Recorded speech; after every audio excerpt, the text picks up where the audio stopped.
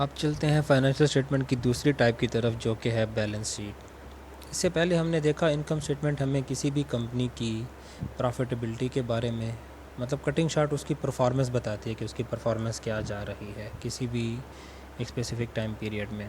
अब उसके बरअक्स balance sheet हमें किसी भी कंपनी की परफॉर्मेंस नहीं, उसकी पोजीशन बताती है कि आज उसकी या किसी एक मखसूस टाइम पे उसकी पोजीशन क्या है, कि वो किस पोजीशन पे खड़ी है। आज वो उसकी पोजीशन स्ट्रांग है, उसकी पोजीशन वीक है, उसके ऊपर कर्ज़े ज़्यादा हैं या उसके ऊपर कर्ज़े कम हैं, उसके उसके अंदर इन्वेस्टमेंट ज़्यादा है, लोगों की कम है, उसके एसेट कम है, उसके एसेट ज़्यादा हैं। ये तमाम सूरत हाल हमें बताती है बैलेंस शीट। परफॉर्मेंस बताती है इनकम स्टेटमेंट, बैलेंस शीट किसी भी कंपनी की फाइनेंशियल पोजीशन बताती है। और इसकी डेफिनेशन भी यही है, जैसे कि इसकी पहली लाइन में बताया गया है कि a snapshot of the firm's financial position on a particular date. अब यहाँ पे आप इस चीज़ को डिफरेंशिएट कर सकते हैं इनकम स्टेटमेंट से, कि इनकम स्टेटमेंट में मैंने आपको एक चीज़ बताई थी कि इनकम स्टेटमेंट बनाई जाती है over a specific period of time, जबकि balance sheet on a particular date बनाई जाती है। इसके लिए किसी भी पीरियड की आपको ज़रूरत नहीं होती कि 3 महीने की बैलेंस शीट या 4 महीने की बैलेंस शीट, नहीं, आप किसी भी डेट पे बनाएंगे, क्योंकि आपने किसी भी चीज़ की जब पोजीशन को जज करना होता है वो आप किसी भी डेट पे जज कर सकते हैं। लेट्स सपोज़ आपने एक बैलेंस शीट बना ली आज 30 जनवरी 2010 पे, आपको पता चल गया मेरी कंपनी की पोजीशन ये है, मुझे इसको मज़ीद इम्प्रूव करना चाहिए। आपने पूरा साल मेहनत की कंपनी को टाइम दिया, बिज़नेस को टाइम दिया, और फिर अगले साल दोबारा इसी डेट के ऊपर आपने बैलेंस शीट बनाई, जिससे आपको ये पता चलता है कि अब ये दो बैलेंस शीट जब आप सामने रखते हैं, आपको जो अगले साल आपने जो दोबारा बैलेंस शीट बनाई वो आपको बताती है कि अब क्या सूरत हाल है, अब किस कंडीशन पे आपकी कंपनी खड़ी है। तो आप दोनों का मवाजना करके ये बता सकते हैं कि आपकी ओवरऑल पोजीशन बेहतर हुई है या कम हुई है। तो इस स्टेटमेंट को इन अदर वर्ड्स हम ये भी कह सकते हैं कि a statement that shows firm's assets, liabilities and shareholders equity at a given point in time. मतलब ये वो स्टेटमेंट होती है जो कि आपको किसी भी फर्म के, किसी भी कंपनी के एसेट्स बताती है, उसके असासाजात क्या हैं, उसकी लाइबिलिटीज़, उसके पास वाजिबात क्या हैं, कितने उसके ऊपर कर्ज़े हैं, और शेयर होल्डर्स इक्विटी, और कितने उसके शेयर्स लोगों के पास है, मतलब कितनी ओनरशिप या कितने उसकी इक्विटी जो कि एक आम जनरल पब्लिक ओन करती है। मतलब परसेंटेज ऑफ शेयर्स बता देते हैं कि लेट्स सपोज अगर एक कंपनी की ओवरऑल वैल्यू 10 मिलियन की है तो उसके अंदर 8 मिलियन के हो सकते हैं उसके कर्जा जातों हों और सिर्फ 2 मिलियन के शेयर्स हों। तो ये बड़ी ख़तरनाक सूरत हाल होती है। तो कोशिश होती है हर फर्म की कि वो ज़्यादा से ज़्यादा शेयर होल्डर इकट्ठे करे ताकि उसको कर्ज़ा कम से कम लेना पड़े और इंटरेस्ट कम से कम उसको देना पड़े। तो बैलेंस शीट का नाम अब बैलेंस शीट क्यों रखा गया है? अब सवाल ये उठता है कि इसको हम बैलेंस शीट क्यों कहते हैं, हम इसको sheet of assets and liabilities क्यों नहीं कहते। अब इसको हम बैलेंस शीट इसलिए कहते हैं क्योंकि इसकी दो साइड्स होती हैं, एक साइड पे एसेट्स होते हैं, दूसरी साइड पे लायबिलिटीज़ और ओनर इक्विटी, और इन दोनों का बैलेंस होना बहुत ज़रूरी है। अगर ये दोनों बैलेंस नहीं होते, इट मीन्स आप कोई ना कोई चीज़ मिस कर रहे हैं, कोई ना कोई चीज़ आप भूल रहे हैं।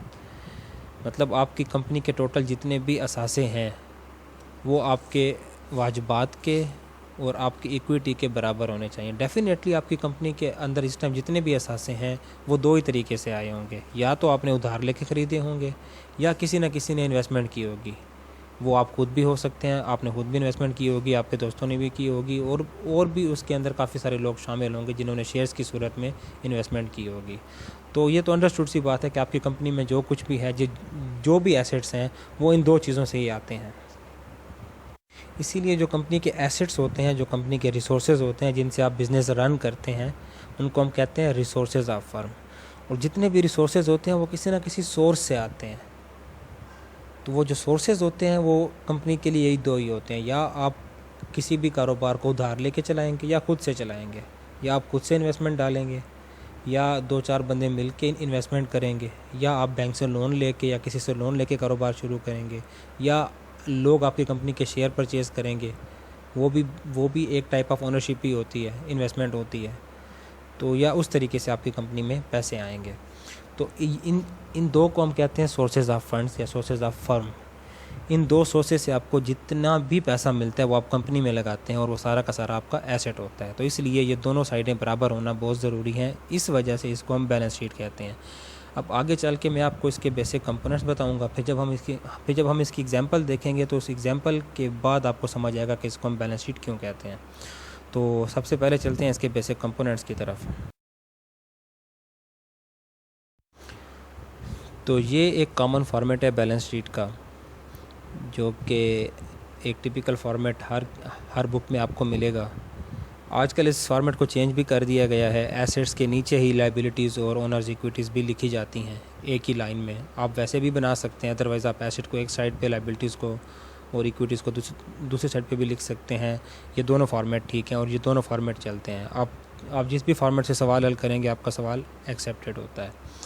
तो इसकी तरह इनकम स्टेटमेंट की तरह बैलेंस शीट के ऊपर भी आपने कुछ चीज़ें आपको यहाँ बताना ज़रूरी होता है। जैसे इनकम स्टेटमेंट के ऊपर आप हर चीज़ स्पेसिफाई करते हैं कि इनकम स्टेटमेंट आप बना रहे हैं for the period ended, for the year ended.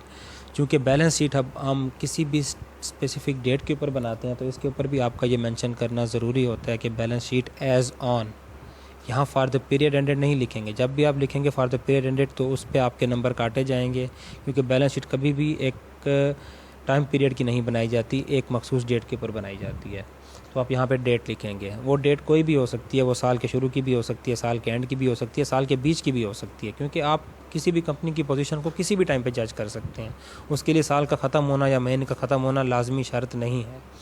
तो जस्ट आप इसके ऊपर लिखेंगे बैलेंस शीट एज़ ऑन। अब वो 1 मार्च भी हो सकती है, वो 15 मार्च भी हो सकती है, वो 2 जुलाई भी हो सकता है, वो 26 सितंबर भी हो सकता है, वो कोई भी डेट हो सकती है। तो बैलेंस शीट सबसे पहली चीज़ आपने लिखनी है, बैलेंस शीट एज़ ऑन। अब उसके बाद हम इसके आते हैं बेसिक कंपोनेंट्स की तरफ। कंपोनेंट्स में सबसे पहले हम डिस्कस करते हैं इसकी लेफ़्ट हैंड साइड।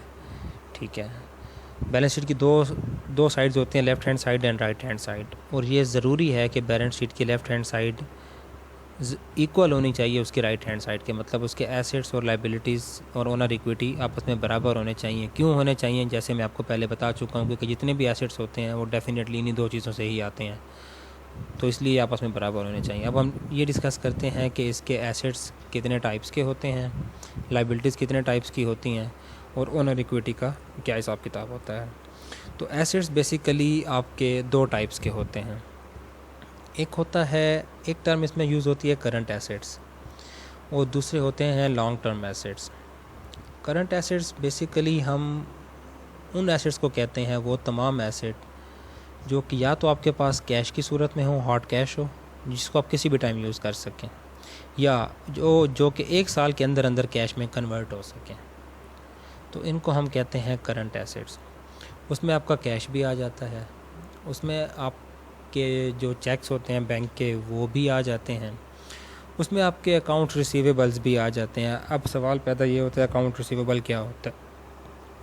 अगर आप लोगों ने पहले कभी, आपका थोड़ा बहुत अकाउंट्स का बैकग्राउंड है, अगर आपने अकाउंट्स का कोई सब्जेक्ट पढ़ा है तो आपको ये पता होगा, लेकिन मैं फिर भी रिपीट करा देता हूँ। अकाउंट रिसीवेबल ये वो पैसे होते हैं जो कि आपने लोगों से लेने होते हैं। ये लोगों के ऊपर आपका उधार होता है।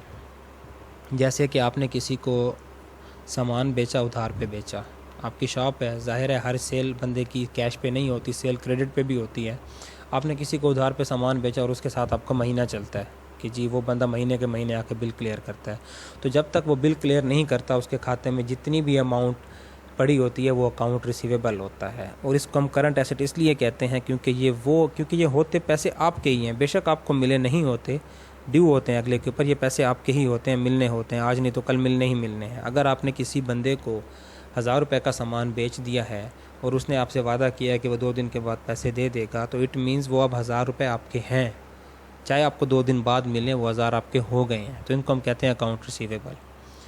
और इनको हम करंट एसेट में इसलिए शामिल करते हैं क्योंकि ये वो एसेट होता है जो कि 1 साल के अंदर अंदर नॉर्मली कैश में कन्वर्ट हो जाता है। कभी भी अकाउंट रिसीवेबल लंबे नहीं चलते, अमूमन मंथली या क्वार्टरली ये कैश में कन्वर्ट हो रहे होते हैं और फिर नए भी बन रहे होते हैं। ये एक सर्कल है, चलता रहता है कि एक बंदा अपना पिछला उधार उतारता है तो अगला उसके ऊपर चढ़ जाता है।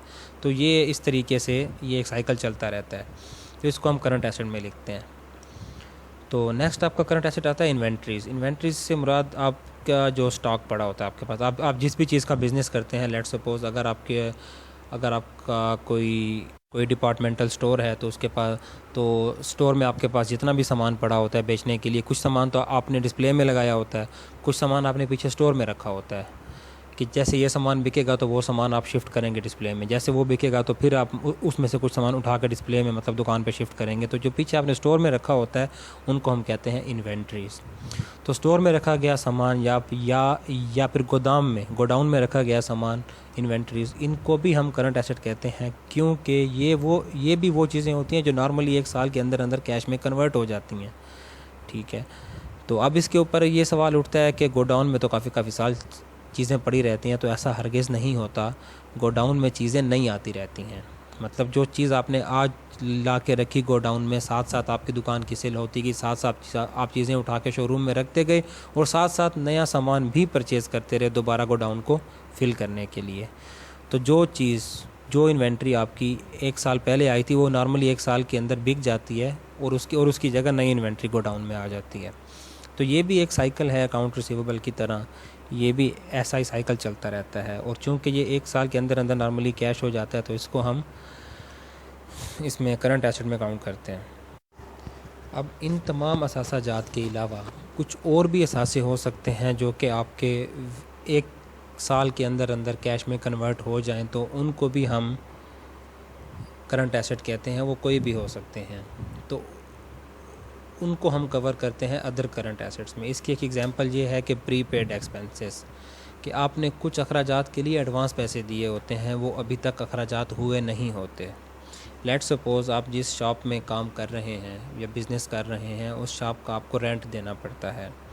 उस शॉप का अगर रेंट है लेट्स सपोज़ 2000 रुपये पर मंथ, और आपने उस बंदे को 4000 रुपये एडवांस में दे रखा है कि एक इस महीने का जो कि गुज़र चुका है और एक अगले महीने का, तो उसमें से उस 4000 में से जो 2000 होगा वो आपका एसेट होगा और 2000 एक्सपेंस शो होगा, क्योंकि एक महीना तो आप उस दुकान को यूटिलाइज़ कर चुके हैं, उस दुकान को यूज़ कर चुके हैं, उसका आप रेंट दे चुके हैं, वो एक्सपेंस बन गया है। जबकि दूसरा जो 2000 है वो अभी तक एक्सपेंस नहीं बना। अब सवाल ये उठता है यहाँ पे, अक्सर लोगों को इस चीज़ की समझ नहीं आती कि प्रीपेड हमारा एसेट कैसे होता है। प्रीपेड एसेट ऐसे होता है कि लेट्स सपोज़ आपने किसी बंदे को उसकी दुकान का किराया एडवांस में दे दिया और किसी भी वजह से आपको दुकान फ़ौरन छोड़नी पड़ गई। लेट्स सपोज़ आज फर्स्ट डेट को आपने किसी बंदे को दुकान का 2000-20,000 किराया पकड़ा दिया कि ये अगले महीने का एडवांस ले लो, और किसी भी वजह से आपको वो दुकान अगले ही दिन छोड़नी पड़ जाती है या हफ्ते बाद छोड़नी पड़ जाती है, तो क्या वो आपका 2000 रुपये ज़ाया हो जाएगा? कभी भी नहीं, क्योंकि आपने तो पूरा महीना गुजारा ही नहीं है। हो सकता है वो 1-2 दिन का उसमें से किराया काट ले और बाकी पैसे आपको वापस कर दे। इट मीन्स जो भी आप खर्चे एडवांस में करते हो, जो खर्चे अभी हुए नहीं होते, होने होते हैं, वो पैसे आपके होते हैं, वो अगले के नहीं होते, क्योंकि वो खर्च नहीं हुए होते। वो किसी भी टाइम जब तक आप वो फैसिलिटी यूटिलाइज़ नहीं करते, किसी भी टाइम वो पैसे आपको वापस मिल सकते हैं। मतलब और वो भी नॉर्मली एक साल के अंदर अंदर मिल जाते हैं। अमूमन ऐसा एक्सपेंडिचर जो कि आपका प्रीपेड हो और वो बाद में मतलब इनकर ना हो वो एक्सपेंडिचर, तो वो पैसे आपको अमूमन एक साल के अंदर अंदर वापस मिल जाते हैं। तो इसको भी हम अदर करंट एसेट्स में काउंट करते हैं। तो यहाँ तक तो हमने ये स्टडी किया कि करंट एसेट्स क्या होते हैं। अब हम आते हैं फ़िक्स्ड एसेट के ऊपर, या जिनको हम लॉन्ग टर्म एसेट्स भी कहते हैं। तो जैसा कि हमने करंट एसेट को डिफ़ाइन किया कि वो तमाम एसेट्स जिनकी टाइम ड्यूरेशन या जिनकी लाइफ 1 साल होती है, तो उसको हम जो करंट एसेट कहते हैं। इसके बरक्स वो तमाम एसेट जो कि कैश में कन्वर्ट होने के लिए या जिनकी लाइफ 1 साल से ज़्यादा हो, कि वो 1 साल से ज़्यादा टाइम लें कैश में कन्वर्ट होने में, तो उनको हम कहते हैं लॉन्ग टर्म एसेट्स या फिक्स्ड एसेट्स, जिनकी लाइफ 1 साल से ज़्यादा हो। तो इन फिक्स्ड एसेट्स में अमूमन आपकी प्रॉपर्टी आ जाती है, जो आपकी प्रॉपर्टी हो, जहाँ आप काम कर रहे हैं, वो बिल्डिंग हो सकती है, वो प्लाट हो सकता है, लैंड हो सकती है। उसके अलावा आपका जो प्लांट लगा हुआ है, मशीनरी है आपकी, वो भी फिक्स्ड एसेट में आता है। उसके अलावा काफ़ी सारे इक्विपमेंट्स होते हैं, ठीक है, आलात होते हैं उस प्लांट को ऑपरेट करने के लिए, काफ़ी चीज़ें, आपके व्हीकल्स होते हैं, गाड़ियाँ होती हैं। मतलब ये तमाम चीज़ें आपके फ़िक्स्ड एसेट में काउंट होते हैं। ये क्योंकि वो तमाम चीज़ें होती हैं जिनकी लाइफ अमूमन 1 साल से ज़्यादा होती है। अब यहाँ पे एक टर्म यूज़ की गई है ग्रॉस फिक्स्ड एसेट्स। इनको फिक्स्ड एसेट नहीं कहा गया, ग्रॉस फिक्स्ड एसेट कहा गया है। वो क्यों कहा गया है? वो इसलिए क्योंकि जैसा मैं आपको पहले बता चुका कि हमारे कुछ खर्चे ऐसे होते हैं जो कि हमें नज़र नहीं आते, लेकिन वो खर्चे हो रहे होते हैं। जैसा कि मैंने आपको इनकम स्टेटमेंट में डेप्रिसिएशन की एग्जांपल दी थी, क्योंकि ये ऐसा एक्सपेंडिचर है आपको नज़र नहीं आता, और अगर आप हर साल इसको काउंट नहीं करते तो एट द एंड 5 साल बाद 10 साल बाद ये एक ही दफ़ा एक बड़े नुकसान की सूरत में सामने आता है। तो उससे बचने के लिए हम इस डेप्रिसिएशन को टाइमली कैलकुलेट करके, ईयरली कैलकुलेट करके, हर साल हम इसको उसकी प्राइस में एडजस्ट करते जाते हैं कि लेट सपोज़ जो मैंने आज ट्रक या गाड़ी मैंने 20 लाख की ली, तो एक साल में 2 लाख लेस होने के बाद आज उसकी कीमत 18 लाख रह गई। अगले साल फिर 2 लाख लेस होने के बाद उसकी कीमत 16 लाख रह गई। इस तरीके से लेस होते होते वो आखिर में 5-4 लाख जो मिनिमम उसकी वैल्यू होती है उस पे आ जाता है। तो हमने इन तमाम एसेट्स को ग्रॉस फिक्स्ड एसेट इसलिए लिखा क्योंकि हर एसेट की एक लाइफ होती है, चाहे वो आपका प्लांट लगा हुआ है, चाहे आपकी मशीनरी है, चाहे आपके व्हीकल्स हैं, चाहे आपके इक्विपमेंट हैं, हर चीज़ की एक लाइफ होती है। उस चीज़ के बाद उस लाइफ के बाद वो चीज़ यूज़लेस हो जाती है या चीज़ वो माल फंक्शनिंग करना शुरू कर देती है, फिर उसको रिपेयर रिक्वायर्ड होती है, उसकी रिप्लेस रिक्वायर्ड होती है। तो इसलिए हम इसको ग्रॉस फिक्स्ड एसेट लिखते हैं। इन फिक्स्ड एसेट में से हम एकमुलेटेड डेप्रिसिएशन इसमें से लेस करते हैं। अब सवाल यहाँ पे ये पैदा होता है कि एकमुलेटेड डेप्रिसिएशन क्यों? इनकम स्टेटमेंट में तो हम सिर्फ डेप्रिसिएशन लेस कर रहे थे, इधर हम एकमुलेटेड डेप्रिसिएशन क्यों लेस कर रहे हैं? तो इसका जवाब ये है कि जैसा कि मैंने आपको बताया कि इनकम स्टेटमेंट नॉर्मली एक मखसूस टाइम पीरियड के लिए बनाई जाती है। बैलेंस शीट का कोई टाइम पीरियड नहीं होता, ठीक है। इनकम स्टेटमेंट जिस भी टाइम पीरियड के लिए बनाई जाती है तो उतने ही टाइम पीरियड के हमने खर्चे देखने होते हैं। हमने ये नहीं देखना होता कि अगर मैं इनकम स्टेटमेंट सिर्फ 6 महीने की बना रहा हूँ तो मैं उसमें मैं ये शो कर दूँ कि अभी तक 4 साल गुजर चुके हैं, तो 4 साल में मेरी गाड़ी 4 लाख रुपए डेप्रिसिएट हो चुकी है। नहीं, मैंने सिर्फ उस 6 महीने की डेप्रिसिएशन लिखनी है, पिछले 3 साल की नहीं लिखनी। जबकि बैलेंस शीट में मैं जो आज की डेट का बना रहा हूँ तो मैं शुरू से ले कर आज की डेट तक उस व्हीकल को कितना अरसा या उस प्लांट को, उस मशीनरी को कितना अरसा गुजर चुका है, कितने का लिया था, कितना डेप्रिसिएट हो चुका है टोटल मैंने, क्योंकि मैंने आज की डेट में अपने बिज़नेस की पोजीशन बतानी होती है, उसकी पोजीशन क्या है आज की डेट में। तो आज की डेट में बताने के लिए मुझे वो टोटल जमा करके डेप्रिसिएशन जितना भी अरसा हो चुका हो उस व्हीकल को या उस इक्विपमेंट को, उस मशीनरी को, वो सारी डेप्रिसिएशन जमा करके एकमुलेट करके इकट्ठी करके मैंने इसकी अमाउंट में से, टोटल अमाउंट में से लेस करनी होती है। तो फिर मुझे पता चलता है कि इस टाइम मेरे एसेट की वैल्यू क्या रह गई है। मतलब कि हो सकता है इनकम स्टेटमेंट में मैंने डेप्रिसिएशन लेस की हो सिर्फ 2 लाख, सिर्फ 1 साल की डेप्रिसिएशन की जी, मैं जो व्हीकल यूज़ कर रहा हूँ तो मतलब 1 साल में उसकी वैल्यू 2 लाख रुपए कम हुई है, तो मैंने इनकम स्टेटमेंट में अपने ऑपरेटिंग एक्सपेंसेस में 2 लाख रुपए लेस कर दिए। लेकिन जब भी मैं बैलेंस शीट बनाऊंगा तो मैं ये देखूंगा कि मेरे उस व्हीकल को कितना अरसा हो गया है। अब लेट्स सपोज उस व्हीकल को 4 साल हो गए हैं और उसकी लाइफ है 6 साल या 7 साल, और वो पर साल 2 लाख रुपए डेप्रिसिएट कर रहा है एक रफ अंदाजे के मुताबिक। तो अगर 4 साल हो गए हैं तो अब यहाँ पे मैं 2 लाख लेस नहीं करूँगा जैसे मैंने इनकम स्टेटमेंट में किया, यहाँ पे मैं 2 × 4 करके यहाँ से मैं 8 लाख लेस करूँगा। मतलब 20 लाख के व्हीकल का जो मैंने लिया था आज से 4 साल पहले, आज 8 लाख लेस करने के बाद आज उसकी वैल्यू इस टाइम मार्केट में 12 लाख है, क्योंकि मैंने अपने बिज़नेस की पोजीशन बतानी है, करंट पोजीशन बतानी है। मैं कभी भी ऐसा नहीं बता सकता कि जो 20 लाख का व्हीकल था वो आज भी 20 लाख का है। अगर मैं आज भी उसको 20 लाख का ही शो करता रहूँगा अपनी बुक्स में या अपने कारोबार में, तो ये तो जिसे कहते हैं कि ये एक किस्म की मिस इन्फॉर्मेशन होती है।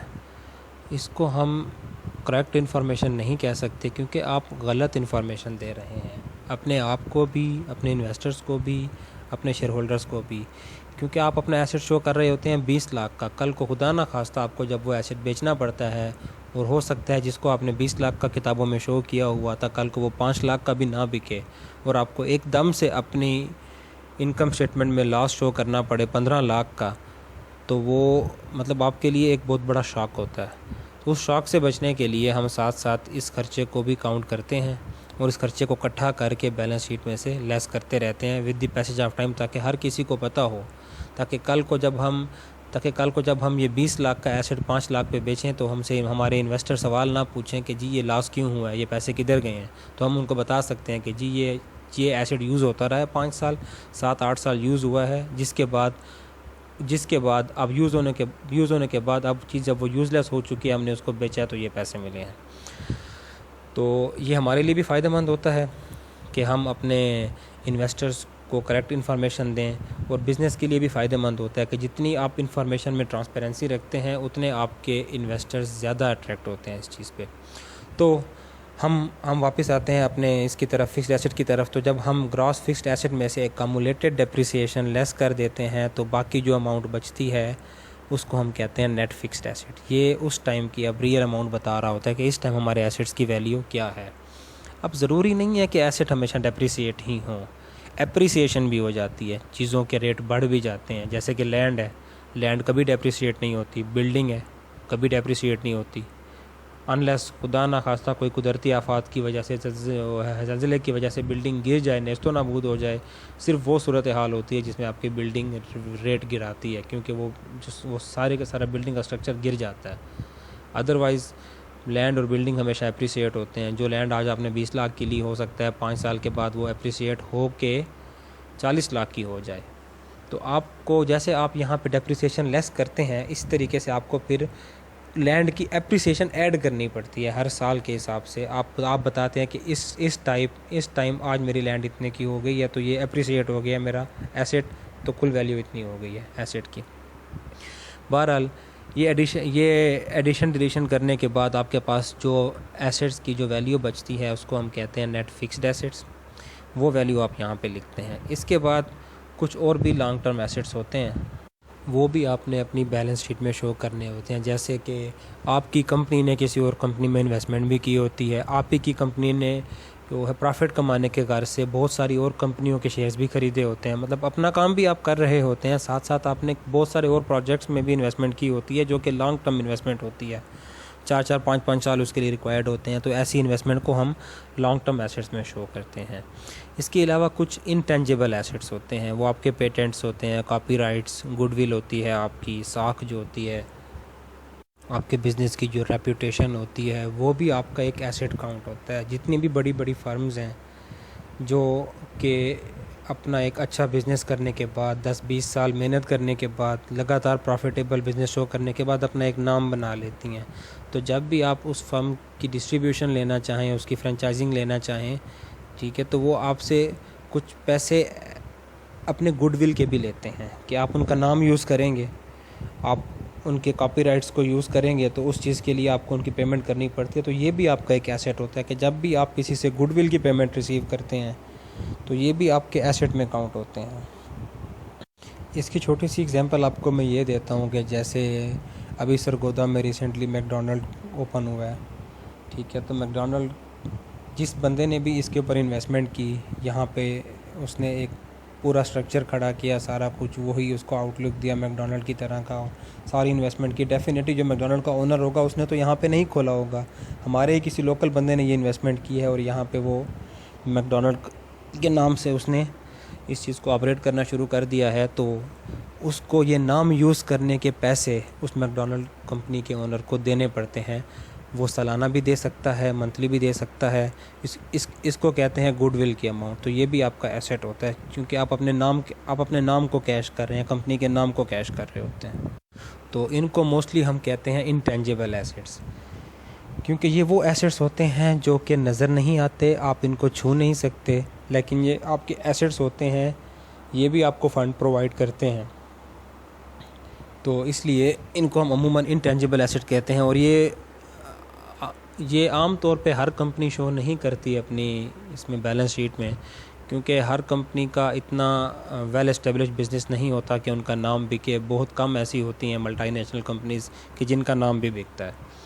तो यहाँ पे आके हमारी ये एसेट की तमाम कैटेगरीज़ कंप्लीट हो जाती हैं कि किस किस टाइप के एसेट्स हमने इसमें कवर करने होते हैं।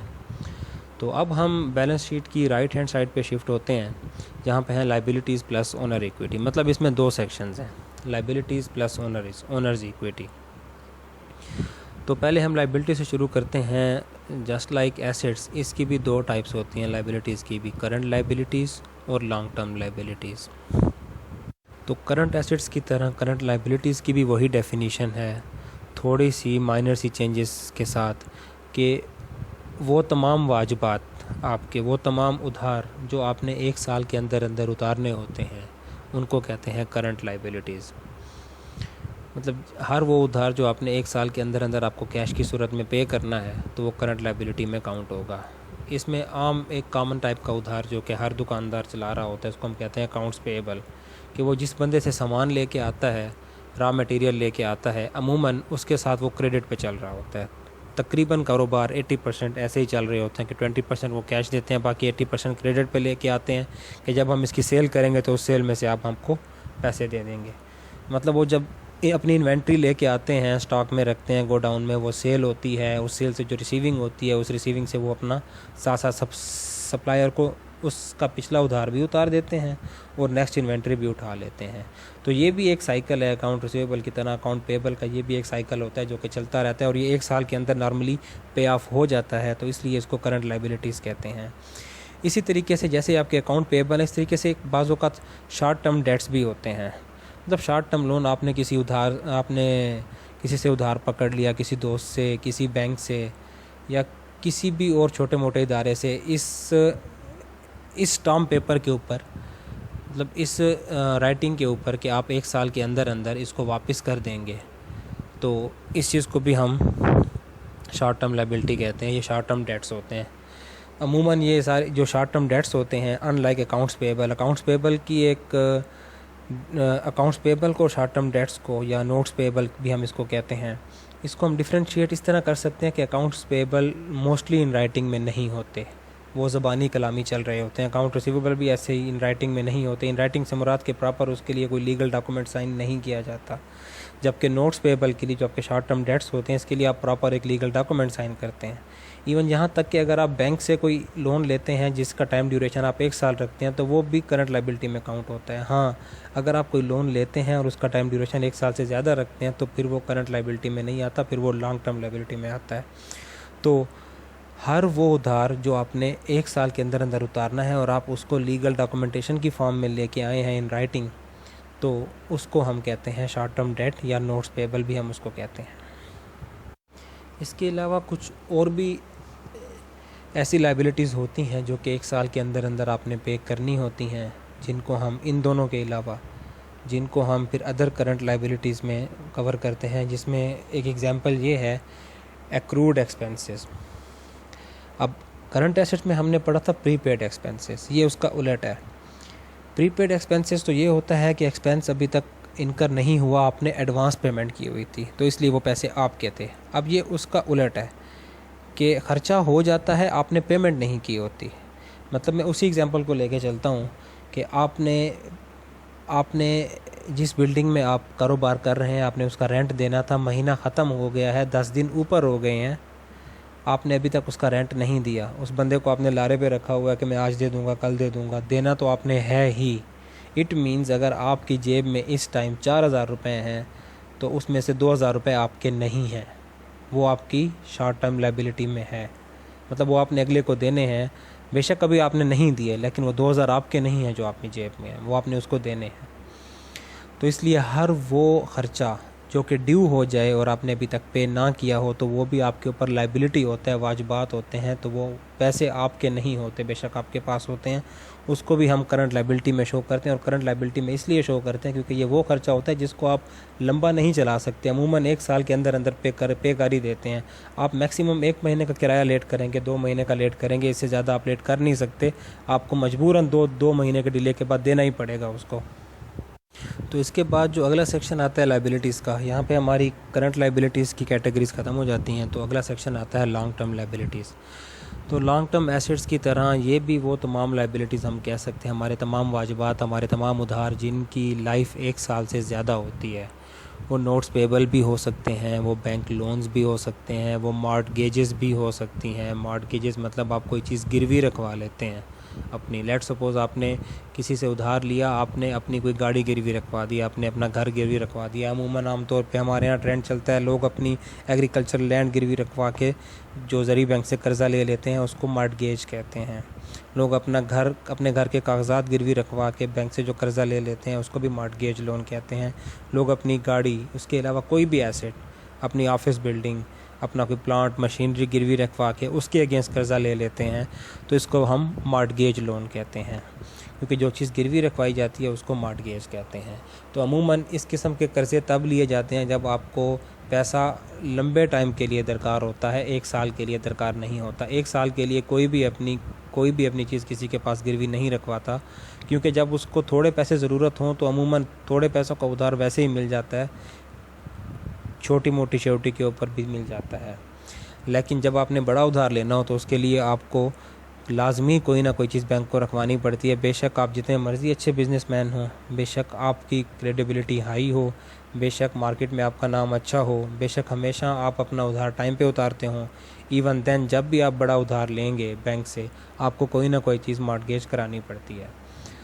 तो वो तमाम उधार आप बैंक से लें, कहीं से भी लें, जिनकी टाइम ड्यूरेशन 1 साल से ज़्यादा हो, चाहे वो मॉर्टगेज लोन हो या कोई भी लोन हो, इवन 2 साल का लोन भी जो आप लेते हैं, बेशक उसमें मॉर्टगेज नहीं हुआ, लेकिन अगर आपने कोई ऐसा लोन लिया है जिसका टाइम ड्यूरेशन 1.5 साल या 2 साल है तो वो भी लॉन्ग टर्म लायबिलिटीज़ में शामिल होता है। तो यहाँ पे लायबिलिटीज़ ख़त्म हो जाती हैं। अब इधर यहाँ से दूसरा सेक्शन स्टार्ट होता है शेयर होल्डर्स इक्विटी का, कि ये पहला सोर्सेज ऑफ फंड तो हमारा यहाँ पे कवर हो गया कि हमारे जितने भी एसेट आते हैं उसमें से कुछ एसेट हमने उधार लेके बनाए होते हैं, और उधार किस किस किस्म के होते हैं, इस 2 किस्म के जो हमने अभी स्टडी कर ली है। अब ज़रूरी नहीं कि सारा कुछ हमने उधार लेके बनाया हो, कुछ इन्वेस्टमेंट भी होती है, हमारी अपनी भी हो सकती है, शेयर होल्डर्स की भी हो सकती है।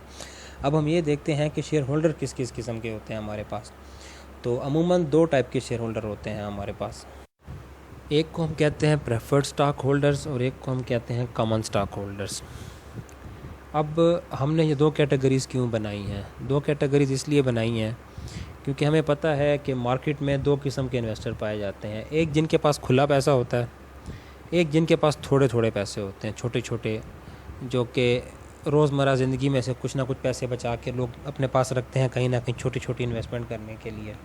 तो प्रेफर्ड स्टॉक के शेयर्स बहुत कम इशू किए जाते हैं क्योंकि ये शेयर बड़ी अमाउंट के होते हैं, बड़ी अमाउंट के होते हैं। अमूमन ये शेयर मिलियंस के होते हैं और ये हमेशा बड़ी कंपनीज़ को, मतलब जो बड़े बड़े कारोबारी तबकात होते हैं उनको इशू किए जाते हैं। ये अमूमन जनरल पब्लिक को इशू नहीं किए जाते।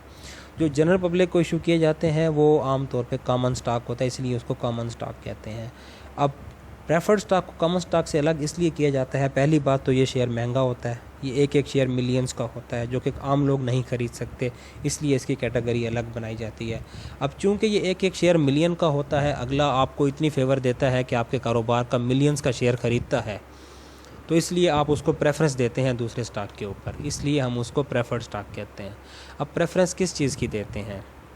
तो आपने इनकम स्टेटमेंट में याद होगा आपको, अभी हमने डिस्कस किया था कि जब हमें तमाम एक्सपेंडिचर लेस करने के बाद जो इनकम बचती है तो हम डिविडेंड पे करते हैं उसमें से। तो जब भी हम डिविडेंड पे करते हैं, ठीक है, तो इनकी एक परसेंटेज फ़िक्स होती है प्रेफर्ड स्टॉक की, जबकि कॉमन स्टॉक की नहीं होती। कॉमन स्टॉक को जो बचेगा वो मिलेगा, जबकि प्रेफर्ड स्टॉक के लिए ऐसा नहीं होता। इनकी एक परसेंटेज फ़िक्स होती है, चाहे आपकी अर्निंग जितनी मर्ज़ी हो, आपकी अर्निंग 2 रुपये हो या 100 रुपये हो, अगर आपका इनके साथ डन हुआ है 10% डिविडेंड तो आपने इनको 10% डिविडेंड सालाना देना ही देना है।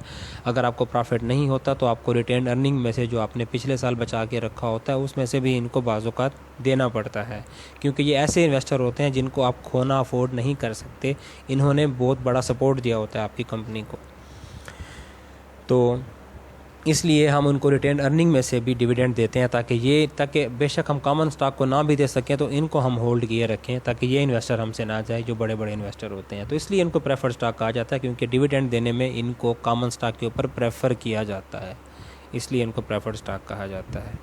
मतलब आपकी जितनी भी कमाई है उसमें से सारे खर्चे, इवन यहाँ तक कि इंटरेस्ट एक्सपेंस भी, जो आपने किसी से उधार लिया था वो भी आपने उतार दिया सारा कुछ। उसके बाद जो अर्निंग बची तो सबसे पहले जो आप डिविडेंड किसी को देंगे तो वो प्रेफर्ड स्टॉक को देंगे। उसके बाद प्रेफर्ड स्टॉक को देने के बाद अगर कुछ बचेगा वो हम कॉमन स्टॉक में तकसीम करेंगे, नहीं बचेगा तो नहीं करेंगे। तो इसलिए इनको प्रेफर्ड स्टॉक कहा जाता है और इनकी एक परसेंटेज आमतौर पर फ़िक्स होती है। अब जो कॉमन स्टॉक होते हैं, अब कॉमन स्टॉक का जो शेयर होता है वो 2 चीज़ों पर मुश्तमिल होता है। जब भी कोई कंपनी शेयर इशू करती है तो उसकी एक फेस वैल्यू होती है। जब for the first time share issue किया जाता है तो उसके ऊपर उसकी एक फ़ेस वैल्यू होती है। फ़ेस वैल्यू उसकी बेसिकली वैल्यू बता रही होती है कि वो पीस ऑफ पेपर कितनी अमाउंट का है। लेट्स सपोज़ मिनिमम अगर जो शेयर इशू किया जाता है पाकिस्तान में भी वो 100 रुपये का शेयर इशू किया जाता है मिनिमम, अगर इशू किया जाए तो 100 रुपये का जब आप पीस ऑफ पेपर एक किसी कंपनी का लेते हैं, इट मीन्स कि जब भी वो पीस ऑफ पेपर आप वापस कंपनी को देंगे, कंपनी ज़िम्मेदार है आपको 100 रुपये आपका वापस करने की। जैसे कि अगर आप सब ने एक्सपीरियंस किया होगा इस चीज़ को, जैसे कि गवर्नमेंट के ट्रेजरी बॉन्ड्स होते हैं, आप जो बॉन्ड लेते हैं गवर्नमेंट का ट्रेजरी बॉन्ड, अगर वो 500 का है या 1500 का है या 10,000 का है, जब भी आप जाके स्टेट बैंक को वापस करें आपको पूरी अमाउंट वापस मिलती है। खैर वो बॉन्ड की एग्जांपल अलग है, वो हमारे करंट एसेट्स में आता है कि अगर किसी ने वो बॉन्ड लेके रखे हों, किसी कंपनी ने अपने पास बॉन्ड लेके रखे हों, तो वो भी उसका एसेट होता है और वो नॉर्मली 1 साल में कन्वर्ट हो जाता है, तो इसलिए हम उसको करंट एसेट काउंट करते हैं। मैंने बॉन्ड की एग्जांपल आपको सिर्फ यहाँ पे इसलिए दी कि मैं आपको फेस वैल्यू की डेफिनेशन समझाना चाह रहा था कि जो फेस वैल्यू होती है शेयर की उसको हम कहते हैं पार वैल्यू। पार वैल्यू भी कह सकते हैं, फेस वैल्यू भी कह सकते हैं। तो हर शेयर की एक फ़ेस वैल्यू होती है, उसके अलावा फ़ेस वैल्यू के अलावा उसकी एक मार्केट वैल्यू होती है। अब बहुत सारे शेयर्स ऐसे हैं मार्केट में, क्योंकि कंपनी इतनी ज़्यादा प्रॉफिटेबल हो जाती है कि लोग 100 रुपये का शेयर 200, 300, यहाँ तक के हज़ार रुपये में भी ख़रीदते हैं। अगर आपका कभी एक्सपीरियंस हो तो स्टॉक एक्सचेंज खोल के देख लीजिएगा, ऐसे शेयर जो कि आपको 5-5 हज़ार 6-6 हज़ार का एक शेयर वहाँ पे ट्रेड हो रहा होगा, जब वो ऑन ग्राउंड आप परचेज़ करेंगे तो उसके ऊपर फेस वैल्यू हो सकता है 500 रुपये लिखी हो, लेकिन वो शेयर मार्केट में इसलिए महंगा ट्रेड हो रहा होता है क्योंकि वो कंपनी इतना प्रॉफिट कमा रही होती है कि वो हर साल अच्छा खासा रिटर्न दे रही होती है अपने शेयर होल्डर्स को, तो इसलिए लोग महंगे दामों भी ख़रीदते हैं, क्योंकि उनको पता होता है कि ये 500 का शेयर अगर मैं 1000 रुपये में भी ख़रीद रहा हूँ तो मुझे हर साल इसमें से कुछ ना कुछ मिलते रहना है, ये कंपनी प्रॉफिटेबल जा रही है। इसलिए तो ये जो ऊपर की वैल्यू होती है मार्केट वैल्यू और पार वैल्यू का जो डिफरेंस होता है, इसको कहते हैं additional paid in capital. Let's suppose अगर एक कंपनी है, लेट्स सपोज़ एमसीबी बैंक है, उसके शेयर की वैल्यू चल रही है 209 रुपये और शेयर की फेस वैल्यू है 100 रुपये। तो जब एमसीबी को मज़ीद पैसों की ज़रूरत पड़ती है तो वो मज़ीद शेयर जब इशू करती है मार्केट में और लोग ख़रीदते हैं 209 रुपये का या 208 रुपये का, शेयर की फेस वैल्यू 100 रुपये होती है, तो इट मीन्स जो पर शेयर एमसीबी को 209 रुपये मिल रहे हैं उसमें से 100 रुपये का एमसीबी के ऊपर वाजिब है कि वो आपको वापस देगा। अगर आप एमसीबी के पास लेके आएंगे वो शेयर तो आपको 100 रुपये तो उसके ऊपर वाजिब है। ऊपर का जो है वो उसका पेड इन कैपिटल है, ठीक है, ऊपर का उसका जो बेनिफिट हुआ है वो मार्केट रेट की वजह से हुआ है। अमूमन ऐसा कभी भी नहीं होता कि जिस कंपनी के आप शेयर ख़रीदें वापस आप उसी कंपनी को बेचें। अमूमन ये मार्केट में ट्रेड होते हैं, स्टॉक मार्केट में, और अमूमन प्रॉफिट पे ट्रेड होते हैं, और बहुत सारे लोग इस चीज़ का बिज़नेस भी करते हैं कि वो शेयर्स लेते बेचते रहते हैं। अमूमन ऐसे लोगों को हम ब्रोकर्स कहते हैं। वो उनका काम यही होता है, वो स्टॉक मार्केट, वो जिस कंपनी का शेयर की प्राइस कम हो जाती है ख़रीद लेते हैं, जब प्राइस बढ़ जाती है तो बेच देते हैं, और बीच का जो गैप होता है वो उनका प्रॉफिट होता है। तो कंपनी जब भी न्यू शेयर इशू करती है तो उसकी जो ऊपर फेस वैल्यू होती है उसको हम कहते हैं पार वैल्यू, प्लस जो ऊपर का जो उसको ऊपर की उसको जितनी भी अमाउंट मिलती है, चाहे वो 2 रुपये है चाहे 200 रुपये है, वो उसका पेड इन कैपिटल होता है। तो इन दोनों को मिला के जो अमाउंट बनती है वो हमारी कॉमन स्टॉक में आती है। तो इसके बाद एक चीज़ हमारी आती है जो कि मैं आपको पहले बता चुका हूँ, रिटेन्ड अर्निंग्स। इनकम स्टेटमेंट में से जितना भी प्रॉफिट हम बचा लेते हैं, उस टाइम आपने देखा होगा कि इनकम स्टेटमेंट में कहीं पे भी रिटेन अर्निंग की एंट्री नहीं थी, क्योंकि रिटेन अर्निंग इनकम स्टेटमेंट का पार्ट नहीं होता।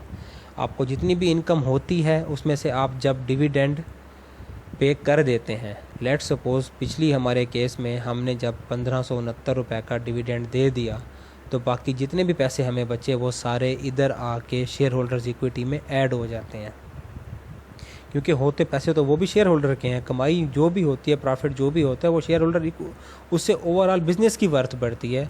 मतलब लेट्स सपोज़ अगर आज कोई बिज़नेस 10 लाख से शुरू हुआ था और वो बिज़नेस प्रॉफिट कमाने के बाद आज उसकी वैल्यू 15 लाख हो गई है, तो वो 15 लाख ओवरऑल शेयर होल्डर्स की वैल्यू बढ़ी है।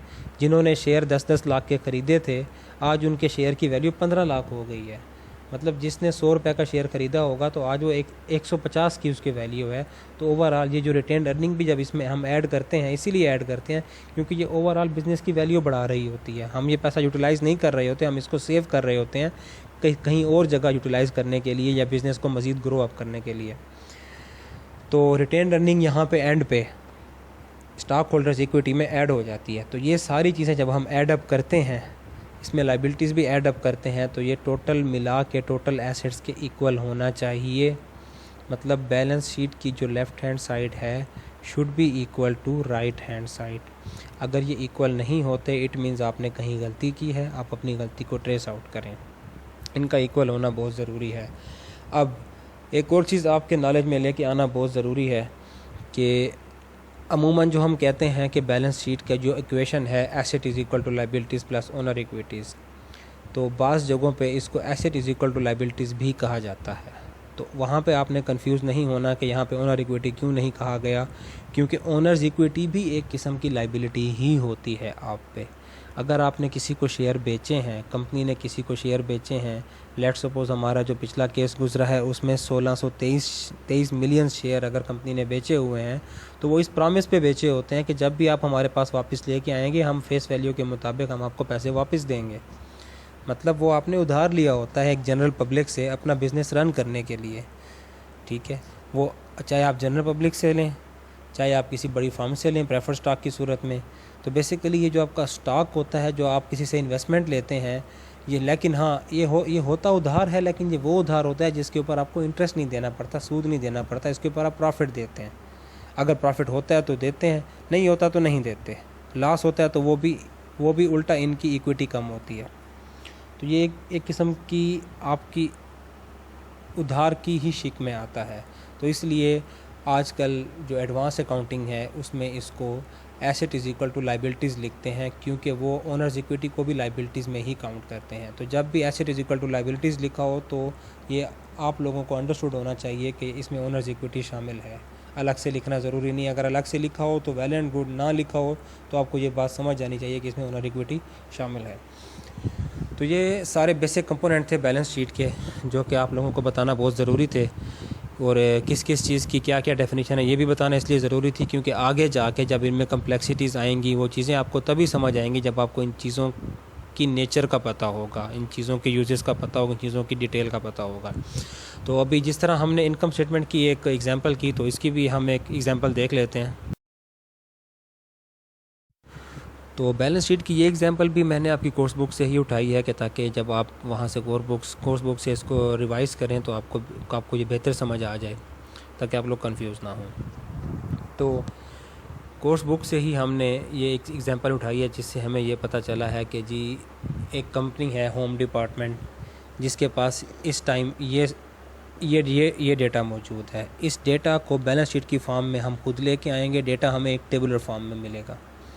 हो सकता है डेटा जो टेबुलर फॉर्म में मिले वो मिक्सअप हो, कैश के बाद अकाउंट पेबल गिवन हो, फिर उसके बाद रिटेन अर्निंग गिवन हो, फिर नीचे जाके फिक्स्ड एसेट गिवन हो। हमने एक टेबल बना के खुद ही चीज़ों को अलग अलग करना है, हमने उनकी कैटेगरीज खुद बनानी है और उनको एक टेबुलर फॉर्म में लेके आना है बैलेंस शीट के फॉर्मेट में, जो कि फॉर्मेट में आपको पहले बता चुका हूँ कि पहले हम एसेट लिखेंगे, एसेट्स में से भी पहले करंट एसेट लिखेंगे, एक तरतीब में चलेंगे, मिक्सअप नहीं करेंगे, एक तरतीब में चलेंगे। पहले हम करंट एसेट्स लिखेंगे, फिर हम फिक्स्ड एसेट्स लिखेंगे, फिर हम इंटेंजिबल एसेट्स लिखेंगे या अदर एसेट्स लिखेंगे जो होंगे। उसके बाद इसी तरह लाइबिलिटीज़ में पहले हम करंट लाइबिलिटीज़ लिखेंगे, फिर हम लॉन्ग टर्म लाइबिलिटीज़ लिखेंगे, फिर हम स्टॉक्स पे आ जाएंगे तो पहले हम प्रेफर्ड स्टॉक लिखेंगे क्योंकि उनको प्रेफर किया जाता है। उसके बाद हम कॉमन स्टॉक लिखेंगे, कॉमन स्टॉक की वही categories par value, additional paid in capital वगैरह।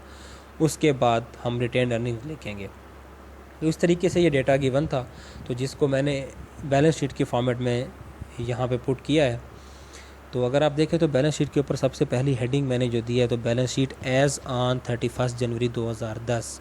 जैसा कि मैंने आपको बताया कि हेडिंग में ये लिखना बहुत ज़रूरी होता है, चाहे इनकम स्टेटमेंट हो चाहे बैलेंस शीट हो। इनकम स्टेटमेंट में आपने टाइम पीरियड मेंशन करना होता है, वहाँ आप फॉर द पीरियड एंडेड या फॉर द ईयर एंडेड की टर्म यूज़ करते हैं। बैलेंस शीट पे ये यूज़ नहीं करते। मैं बार बार आपको बता रहा हूँ, बैलेंस शीट एक स्पेसिफिक डेट पे बनाई जाती है, इसका कोई टाइम पीरियड नहीं होता, ये एक डेट पे बनाई जाती है और वो डेट कोई भी हो सकती है। तो इसलिए हम लिखते हैं एज़ ऑन 31 जनवरी 2010, क्योंकि बुक में ये डेट यूज़ की गई थी तो मैंने ये डेट यूज़ की आपकी आसानी के लिए। प्लस अब आगे आप जैसे आपने इनकम स्टेटमेंट में बताया था, आप ये भी बताएंगे कि आप कौन सी यूनिट यूज़ कर रहे हैं करेंसी की, और वो मिलियंस में है या थाउजेंड में है, सारा कुछ बताएंगे। क्योंकि स्पेस की कमी की वजह से हम लोग मिलियंस में या बिलियंस में डेटा लिखें तो उसमें हमारे पास गलती के चांसेस भी ज़्यादा होते हैं। बाज़ औक़ात एक ज़ीरो ऊपर नीचे हो जाए तो कैलकुलेशन में गलती आ जाती है, बैलेंस शीट का बैलेंस बराबर नहीं आता, सवाल गलत हो जाता है। तो बेहतर ये होता है कि आप उसको मिलियंस में, थाउजेंड में कन्वर्ट कर दें कि ताकि आपके लिए सवाल को हल करना आसान हो जाए। तो यहाँ पे भी हम लिखेंगे कि ये डेटा एक्सप्रेस्ड इन मिलियंस या डॉलर मिलियंस। इट मीन्स ये जितनी भी अमाउंटें गिवन हैं ये डॉलर अमाउंटें हैं और ये मिलियंस में हैं। तो स्टार्ट हम करते हैं कैश से कि हमें जो डेटा दिया गया था उसमें से सबसे पहले हमने कैश की अमाउंट निकाल ली, जो कि बनती है 1421 मिलियन, मतलब 1421 मिलियन डॉलर। उसके बाद हमने अकाउंट रिसीवेबल देख लिए इस कंपनी के, इसका मतलब 964 मिलियन की अमाउंट ऐसी है जो कि इस कंपनी ने उधार पे सेल की हुई है और इसने 1 साल के अंदर अंदर रिसीव करना है। इसी तरीके से 10,188 की इसके पास इन्वेंट्री स्टॉक में पड़ी हुई हैं, मतलब शोरूम में या इसने मतलब दुकान के डिस्प्ले पे जो चीज़ें लगाई हैं उसके अलावा जो पीछे इन्वेंट्री बैक स्टॉक में पड़ी है वो 10,188 मिलियन की इसके पास पड़ी है, मतलब लगभग 1 करोड़ की इसके पास इन्वेंट्री पड़ी है जो कि 1 साल के अंदर अंदर इसने सेल करनी है, इसलिए हमने उसको इसमें शो कर दिया इन्वेंट्री में। इसी तरीके से कोई करंट एसेट्स जैसे कि प्रीपेड एक्सपेंसेस हो जाते हैं, हो सकता है कुछ खर्चे अभी हुए ना हों, इस बिज़नेस ने पहले से पे कर दिया हो किसी को, यार ये खर्चे बाद में होने हैं तो ये एडवांस पैसे ले लें, तो वो भी अभी तक खर्चे नहीं हुए तो वो पैसे भी आपको वापस आने के चांसेस हैं। अभी तक वो पैसे आपके हैं, अभी तक खर्च नहीं हुए, तो इसलिए आप उसको भी करंट एसेट में लिखेंगे। तो इस तरीके से जब ये करंट एसेट पूरे हो जाएंगे तो आप इन सबको सम अप कर देंगे तो ये आपके टोटल करंट एसेट्स बन जाएंगे। टोटल करंट एसेट्स करना इसलिए ज़रूरी है कि आपको पता चले कि ओवरऑल आपके पास करंट एसेट्स कितने चल रहे हैं जो कि 1 साल में कन्वर्ट होने हैं।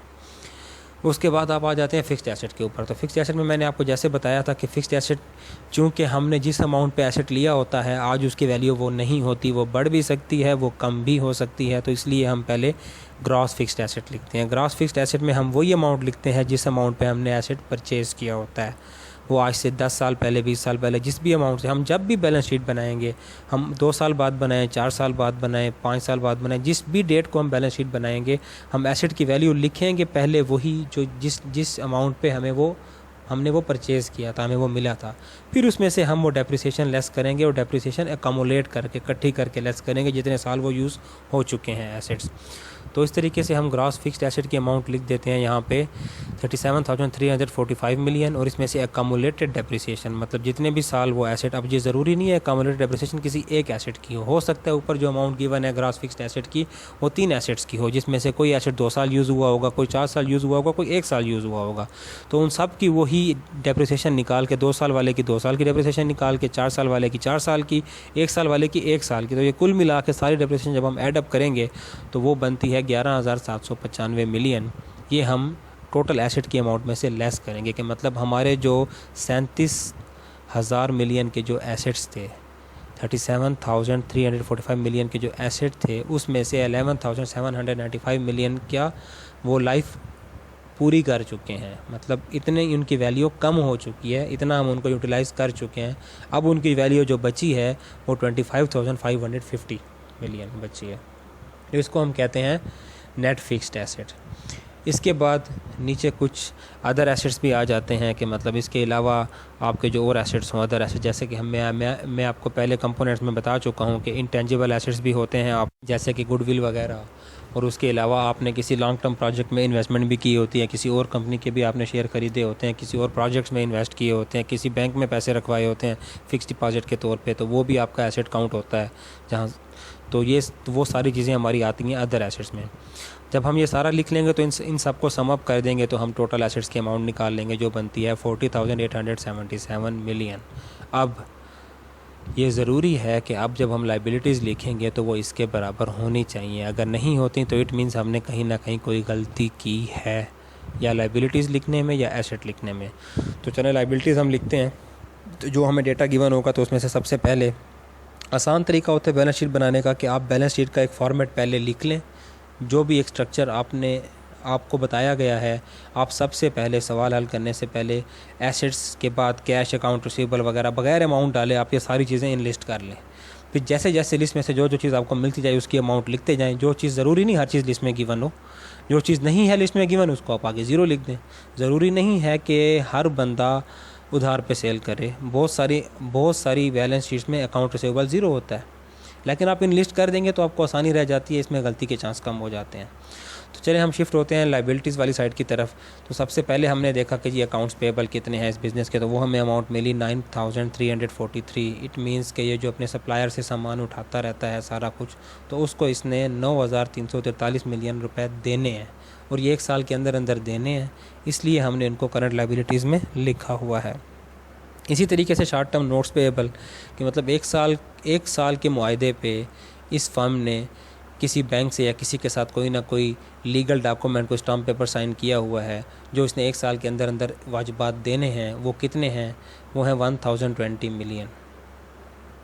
ये अमाउंट उसने 1 साल के अंदर अंदर देनी है। इसके अलावा हमें कोई और शॉर्ट टर्म लाइबिलिटी नहीं मिली, तो हमने यहीं पे टोटल कर दिया।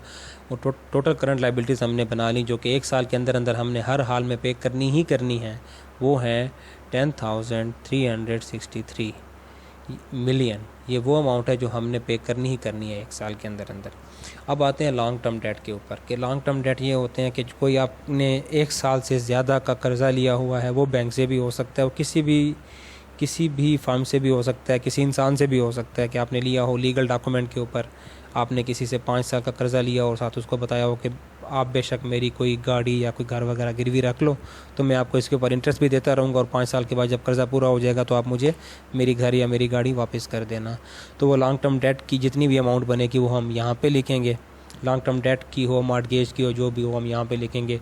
यहाँ इस हमारे केस में वो अमाउंट है 11,121, मतलब 11,121 मिलियन की अमाउंट लॉन्ग टर्म डेट की है, जिसके टाइम ड्यूरेशन 1 साल से ज़्यादा है। मतलब ये भी डेट वापस करना है, लेकिन इसके लिए टाइम है, ये 1 साल से ज़्यादा इसकी लाइफ है। तो इसके अलावा मज़ीद कोई लाइबिलिटी लॉन्ग टर्म नहीं थी, तो हमने इसको भी यहीं पे टोटल कर दिया। तो टोटल लाइबिलिटीज़ हमारे पास करंट लाइबिलिटीज़ और लॉन्ग टर्म लाइबिलिटीज़ दोनों मिला के टोटल लाइबिलिटीज़ का हम एक स्लैब बना लेंगे, जिसमें लिखेंगे कि टोटल उधार इतना है इस कारोबार के ऊपर, चाहे वो शॉर्ट टर्म का है चाहे लॉन्ग टर्म का है, कुल मिला के उधार इतना लिया गया है, वो है 21,484 मिलियन। अब हमने ये तो चेक कर लिया कि उधार तो हमें इतना मिला है जिससे हमने अपने एसेट बनाए। अब हम ये चेक करेंगे कि हमने इन्वेस्टमेंट कितनी इकट्ठी की है। तो उसके लिए सबसे पहले देखते हैं प्रेफर्ड स्टॉक। तो प्रेफर्ड स्टॉक चूँकि मैंने इन लिस्ट कर दिया था एक फॉर्मेट के तौर पे कि ताकि चीज़ें हमसे मिस ना हो, लेकिन जब मैंने लिस्ट में चेक किया तो लिस्ट में प्रेफर्ड स्टॉक नहीं था, तो मैंने उसको 0 लिख दिया। और ये आपके लिए एज एन एग्जांपल मैंने लिखा है, बुक में ये गिवन नहीं है प्रेफर्ड स्टॉक। मैंने इसलिए लिखा है कि आपको पता हो कि जो चीज़ 0 हो तो उसको भी आप इन लिस्ट करें, उसको भी आप लिखें, कि ताकि आपसे कोई भी चीज़ मिस होने के चांसेस कम से कम हों। तो प्रेफर्ड स्टॉक 0 है, इसके अंदर कोई इन्वेस्टमेंट नहीं थी।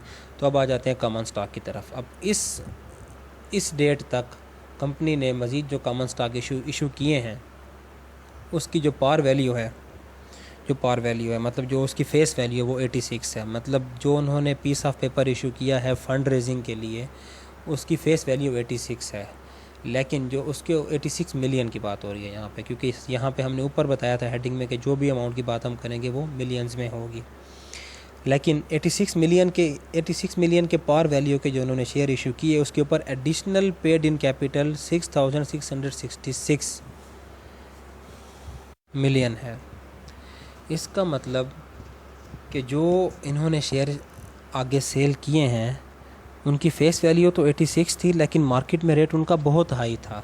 मतलब 86 मिलियन के शेयर इन्होंने, अगर हम पेड इन कैपिटल को भी ऐड करें तो 6,752 के इन्होंने शेयर्स इशू किए हैं टोटल, जिसमें से फ़ेस वैल्यू उसकी इतनी थी, और बाकी मार्केट में चूँकि वो शेयर इनके बहुत अच्छे ट्रेड हो रहे थे, कंपनी का इमेज अच्छा था, कंपनी प्रॉफिटेबल जा रही थी, तो कंपनी के शेयर की डिमांड थी, जिसकी वजह से इनको ऊपर के ये पैसे इनको प्रॉफिट के तौर पे मिले हैं। इनको हम आम तौर पे कैपिटल सरप्लस भी कहते हैं कि ये आपको सरप्लस मिला है। ज़रूरी नहीं हर दफ़ा सरप्लस और डेफिसिट भी हो सकता है। बाज़ औक़ात ऐसा भी होता है कि कंपनी शेयर फेस वैल्यू से भी कम इशू कर रही होती है फ़ंड रेजिंग के लिए, क्योंकि कंपनी का नाम ख़राब हुआ होता है कारोबार में।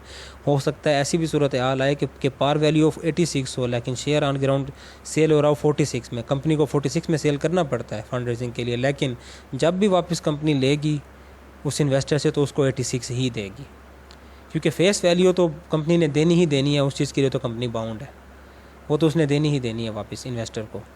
तो इसलिए ज़रूरी नहीं कि हर दफ़ा कैपिटल सरप्लस हो, कैपिटल डेफिसिट भी हो सकता है, लेकिन अमूमन कैपिटल सरप्लस ही चलता है, क्योंकि ये फेस वैल्यू हमेशा बहुत कम रखते हैं कि ताकि हर कॉमन बंदा उसको ख़रीद सके। फिर वो ट्रेड होते होते शेयर बहुत महंगा हो जाता है। तो यही सूरत हाल इस कंपनी के साथ भी है कि इसका शेयर जो लेट सपोज़ $86 का था, लेट सपोज़ अगर मैं इसको मिलियन कंसिडर ना भी करूँ, जो $86 का था वो शेयर इस टाइम 6700 का सेल हो रहा है। इट मीन्स ये कंपनी, इससे आप अंदाज़ा लगा सकते हैं कि कितनी प्रॉफिटेबल कंपनी जा रही है कि लोग $86 का शेयर भी $6700 में लेने को तैयार हैं, क्योंकि उनको पता है कि यहाँ से उनकी अर्निंग होनी है। तो यहाँ से आपकी वैल्यू निकलेगी कॉमन स्टॉक की। अब एक चीज़ इसमें से हमने लेस करनी होती है कॉमन स्टॉक में से। हर साल कंपनी कुछ ना कुछ शेयर रीपरचेज़ करती है। वो इसलिए भी रीपरचेज़ करती है जब कंपनी के पास बहुत सारे पैसे इकट्ठे हो जाते हैं रिटेन अर्निंग में या कहीं भी और से, मतलब कहीं से उनको अर्निंग हो जाती है, तो हर कंपनी की कोशिश होती है कि वो कुछ ना कुछ शेयर वापस परचेज़ करे। उसके पीछे रीज़न्स होती हैं। उसके पीछे रीज़न्स ये होती हैं कि बाज़ औक़ात शेयर होल्डर इतने ज़्यादा बढ़ जाते हैं कि वो आपसे रेगुलरली डिविडेंड क्लेम करते हैं, डिमांड करते हैं।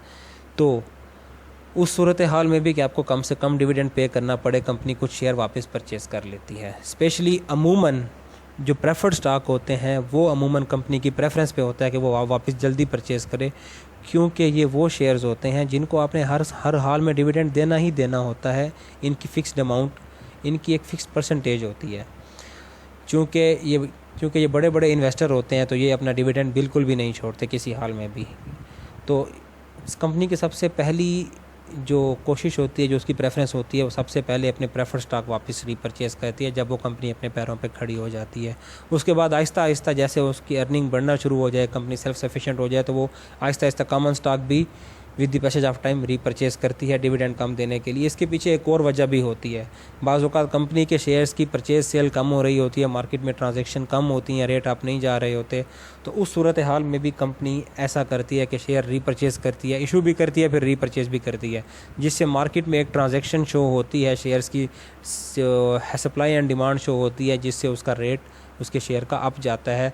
ये भी एक तरीका होता है इन्वेस्टर को अट्रैक्ट करने का कि जब इन्वेस्टर देखता है कि एक शेयर की लगातार ट्रेड हो रही है, मतलब बिक भी रहा है और परचेज़ भी हो रहा है, तो इसका मतलब इसमें कोई ना कोई फ़ायदा है, तो इन्वेस्टर भी परचेज़ करना शुरू कर देते हैं। तो ये एक किस्म के टैक्टिक्स होते हैं, बिजनेस टैक्टिक्स, तो ये भी बाज़ औक़ात कंपनी यूज़ करती हैं।